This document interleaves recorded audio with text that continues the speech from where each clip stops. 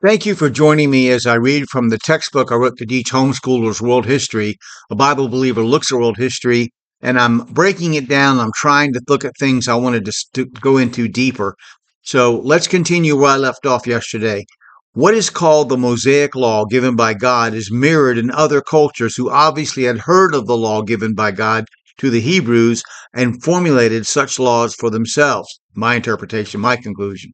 I refer to the virtues of Brahma. The Indian supreme god is given by Manu. What is called the Mosaic Law given by God to Moses on Mount Sinai was the greatest framework of laws for living and dealing with others ever revealed in the history of humankind. Its importance in regard to personal relations and personal hygiene and sanitation cannot be overestimated. It may be one of the main ways that God providentially kept the Jews throughout history, particularly through what we consider, which may not be true, but what we consider as incredibly unsanitary Dark Ages in Europe.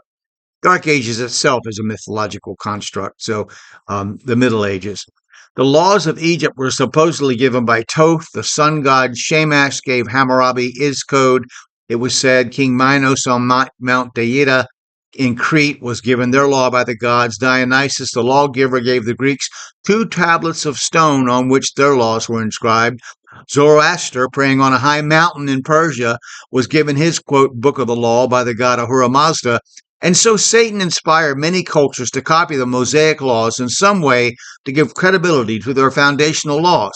However, it must be stated that the earlier, quote, Code of Hammurabi was not really a code of practicable laws, as I've shown previously, and the later versions of Moses' laws were mere copies and counterfeits.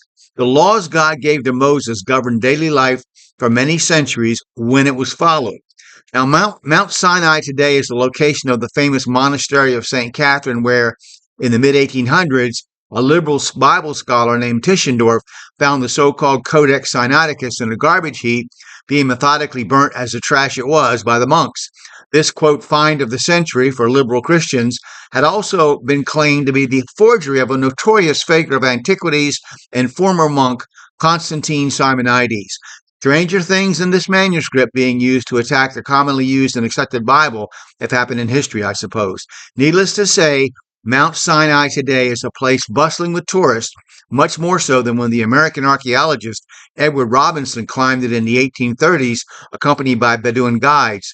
But in keeping with the controversy that permeates the study of ancient history, the Italian archaeologist Emanuele Nate claims that the location of the biblical Mount Sinai is not here at all, but at what is known as Mount Karkum today in Israel's Negev desert. Once again, the student is only treading on sure ground by staying with the scriptures and not being too awfully impressed with man's conjectures and theories. So I'm going to stop there and we're going to pick it up. Well, now I have something else I want to say.